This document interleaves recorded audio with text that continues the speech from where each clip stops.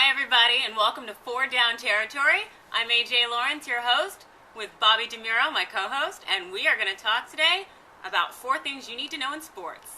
Let's get started with first down, a football metaphor for a basketball topic. It doesn't work, but we're doing it here. NBA playoff preview. Now, the NBA is about a third of the way through, so there is a long way to go on this season. But let's start in the Eastern Conference and look at how teams are kind of jockeying for position. Pacers and Heat is basically the story of the Eastern Conference because the rest of that conference sucks. So, AJ, are the Pacers legit, and can they hold on to that number one seed, or do the Heat eventually catch them over the course of the year? I'm thinking the Heat, they're going to step up their game. They're not used to, not performing as well as honestly they are right now, but the Indiana Pacers are not. They're not going to hold the title on this one. It's the classic matchup, though. The Pacers built a team. You've got Roy Hibbert, Paul George, all these guys, George Hill. They built role players. The Heat paid a lot of money for LeBron James, Dwayne Wade. Well, Dwayne Wade was there, but guys like that, Chris Bosh. So you're a Heat fan, huh? I am. I'm a Heat girl. Now, were you a Heat girl before LeBron James came? I can say I was. I really like Dwayne Wade. He's a strong performer. I'm a little skeptical of that. No. But I can honestly say it did solidify my love. Okay, well, we'll pick this up during playoff season a couple months from now and see just how much she loves the Heat if they lose or something. Okay. But let's stay in the Eastern Conference before we move to the West. What the hell is wrong with the Knicks, Nets, Celtics, Sixers, and Raptors? The Atlantic Division is awful, and the Knicks are an embarrassment. Does anyone come out of that division right, or is that just a debacle all year? Unfortunately, I kind of think that this is a complete non-starter. They're not going to recover. It's not pretty. And Jason Kidd, not a coach. No, but, and not a server at a restaurant either. That whole drink spill, it wasn't cute. But Mike Tomlin learned something from him. He did, but Mike Tomlin was two-stepping, and so he made it look a little bit prettier, and it cost twice as much, so. Yeah, that's the NFL fines. We'll talk about that later, too. But I agree with you about Jason Kidd. The whole East is a disaster, especially the Atlantic Division.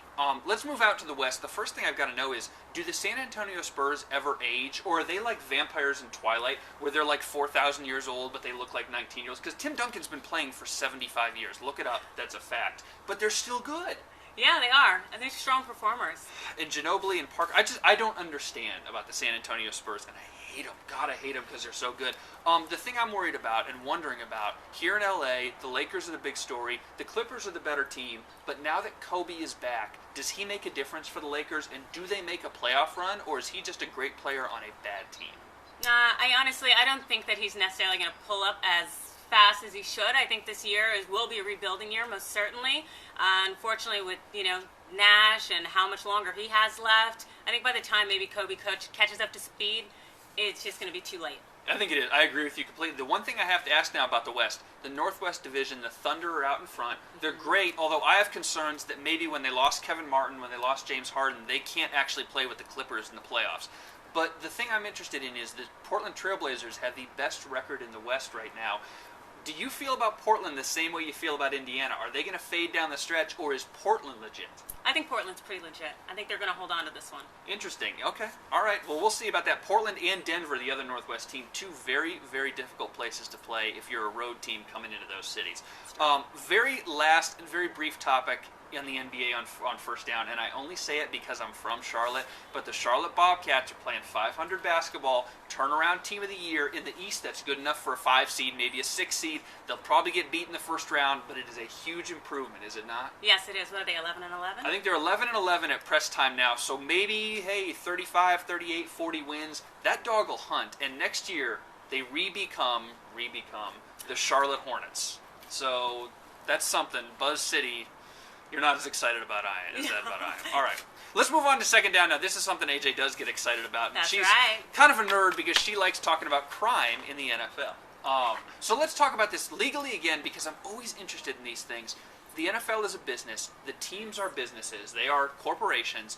When you have an employee get arrested, like an NFL team has guys go down for domestic violence and DUIs, the process that we see in the NFL with players arrested, is that indicative of the process in another private business? Do these players get treated the same way in court, generally speaking? I think so in court. They definitely get the same kind of shake. There is some issues in terms of the degree of media attention that they're going to get. So judges are going to be sensitive to that. I think kind of On almost a larger scale, it's how does the employer treat you? Yeah. Oftentimes in the private sector, in terms of just me and you, you're at-will employees and they can cut you loose something fierce. But of course, there are more concerns about defaming you and handling it in a very sensitive way. And of course, it doesn't get the kind of media coverage it would if you're an NFL player. But I think there's definitely more sticky situations that go on with that. For instance, in the NFL player standard contract, there's a clause in there that says, Roger Goodell could go ahead and suspend you or terminate the contract if you do anything in his judgment that he thinks makes the league look bad. And so in the situation with Aaron Hernandez, Goodell actually didn't opt to terminate the contract. Of course, he doesn't want the Players Association on his back, but he suspended it. And so it's kind of one of those situations that make it a little bit more different than just average Joe, you and me. And the Patriots took care of Hernandez as was. And the other good example is Von Miller with the Broncos. Goodell suspended him for 4 games earlier this year because of his criminal conduct. I wonder, and it's interesting you talk about PR and the concern about defaming players because it's so public. The perception with a lot of the public, at least people that I talk to, is that these players get more than a fair shake in court. It's like celebrities. Lindsay Lohan goes to court for a drug charge and she gets 10 hours of community service. It's something like that. Is it really, though, a defamation issue and some of these other sensitive issues that if these players weren't public figures, they would be treated fairly, but because they're public figures, the team has to be careful not to have a lawsuit on their hands afterwards? Yeah, I think that is a legitimate concern in terms of the team being sued, but just different standards for the average ordinary person as opposed to a public figure in terms of defamation. But I do think that the players get a pretty fair shake and an even hand as just the average Joe when it comes to court proceedings, especially because that judge knows that he or she is going to be heavily just regulated and watched, and so they know that what they do is really going to be put under the microscope. Now let's talk about a specific example, and I know you don't know the intricacies of his case because you did not represent him in court, although that'd be kind of cool. But Dwayne Bowe, Chiefs wide receiver, a couple weeks ago was charged with DUI and had some level of marijuana and some other drugs in his car that the police found. 3 days later, he plays in a game against the Denver Broncos. Is that fair treatment, preferential treatment, or is that just the way the legal process works and it's slow and slower than we realize, and any employee would have been eligible to work 3 days after that happened? Yeah, just what you said. Any employee, same kind of situation. I'm sure they booked him and maybe he was held for a bit and then they released him and so he can go to work just like everybody else. Of course, if it was something more maybe violent or if it was a pretty aggravated felony in some way, they would hold him. But in this situation, they released him and so he can go to work unless his employer says no. But Goodell didn't say anything. So. And the Chiefs kept Bowe. Obviously, he's integral to their success. We'll talk about their success in the playoff preview in a minute because I think it's fake. But either way, a lot of teams are cutting players now. They're straight up cutting players who get arrested before they even hear whether or not they're guilty, before their cases go to term. Is that a PR move to kind of have the league and the teams say to fans that so-and-so gets arrested for domestic violence, we do not condone violence on women, you're cut? Is that? I mean, I think it's a good idea, but is that a PR move for the league? Absolutely. It's one of those cost-benefit analysis, and if this person's going to cost us, X million dollars plus the negative publicity of being associated with someone who is violent towards women, as the example you gave, then absolutely. They're not going to want to keep that person on, especially if they're not a premier star and they're putting up numbers and putting fans, tushies in those seats. That's not going to be lucrative for a league at all or a particular team. And I want to move on to the playoff preview, but before we do, last question, and I guess for the rookies out here like me who know nothing of the legal process, from your perspective, you've been in the law for years, what do fans, casual fans, observers need to know about crime and the legal process as it relates to these players? Is there one thing or two things that we just need to keep in mind when we see that, our favorite player has been arrested? Just know that in his situation that he's just like everybody else. He's facing charges, he's facing penalties, and you have to let the justice system play out itself and just, keep an open mind because we never know. We weren't in that car, we weren't in that room, and so they are good players, but they are just normal people like everyone. And presumably the judge does not care how many yards you rushed for, so. Yes, presumably. Hopefully. All right, let's move on to third down, talk some NFL. Yes. Well, let's take a little bit of a look at the NFL preview. And so we know Peyton Manning's been having a very, very good season so far. Do you think that this is something that he's going to be able to hang on to in the postseason, since we know the Broncos have clinched and they're good to go? They're good to go, but I'm embarrassed that they lost to the Chargers a couple weeks ago in that Thursday night game. I know Wes Welker didn't play. It was at home, and the Chargers, that's bad. I think the Broncos are better than the Chiefs when we're talking about the AFC. I know the Patriots are there. The Ravens are getting hot. I think the Broncos may be the best team in the league, but I'm concerned about Peyton in the playoffs because his track record is bad, right? Yes. He's kind of been known to kind of just lose it all when it hits the postseason. And I agree with you. My concern is that, Broncos clinched, and then all of a sudden they play the Chargers, and it's kind of feeling pressure on Peyton to continue to perform, and maybe he's realizing the postseason's coming. He's not a cold weather guy either. Don't say that to him. So tell me, what are your thoughts about the Bengals? Are they kind of that hidden? I really think they are. I think the Bengals and the Ravens are two of these hidden teams. They'll make a run at the wild card. They're getting hot at the right time right now. The Ravens beat Minnesota on a miracle a couple weeks ago. They are picking it up. And the Bengals play great defense, and they're 8-4, 9-4. I mean, they've been winning games the last few weeks. So I really like those two teams. I'm surprised by them. I don't know about you. No, I agree. I really wonder where they're going to take it. The Ravens started out opening the season for us in a very, very embarrassing way. Yeah. And, it seems that they're picking it up, which is good. Maybe they're solidifying their team because, as we know, they had a huge, huge lineup change. And so we're in a situation, maybe we're seeing what it looks like now that they're gelling.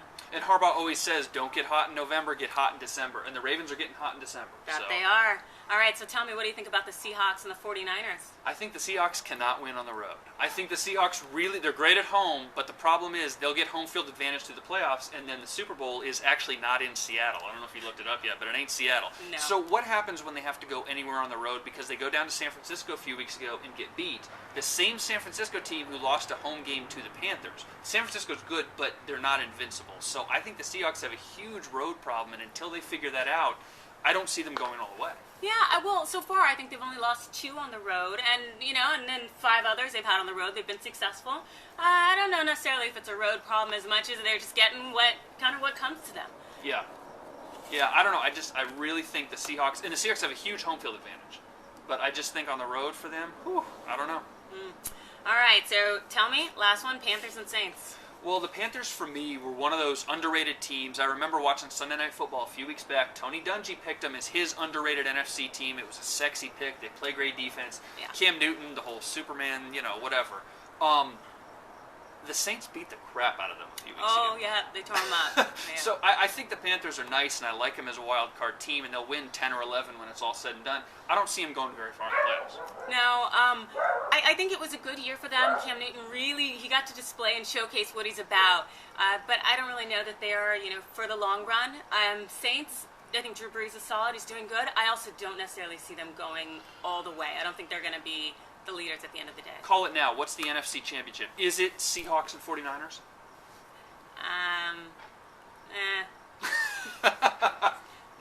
Maybe Seahawks. Maybe we'll throw somebody else in there, Yeah. I guess. Maybe the Vikings are still in play. No, just kidding. All right, let's move on to 4th down before we start talking about the worst teams in the league. Yes. Let's talk about a very important issue that's close to my heart. Who in the NBA is the best rapper? This is interesting because, Allen Iverson, Shaq, Kobe, those guys all have contracts, all had rap contracts. I guess Kobe's still playing, but the other 2 are done. Who's next? Who would be the next rapper? I don't know about you, but I think the best rapper in the NBA, if he did it, would be Derrick Rose. Why do you think it'd be Derrick Rose? Injuries, man. Real rappers know the struggle, and no one knows the struggle better than Derrick Rose because he's torn every ligament in his knee and 6 in his mom's knees, too. He's always injured. Do you have a better one? Well, no, I agree with you in terms of Derrick Rose is going to have a lot of time to learn a lot of lyrics over the next year or so. That's true. So I think he'd probably be pretty good. As far as rap goes, yikes. Who else do we have that we know can really perform out there? One person I don't want to see would be LeBron. I think he's great. He's a sweet guy, but I couldn't see him really holding it down on the mic, Could you see a LeBron, Chris Bosh rap supergroup?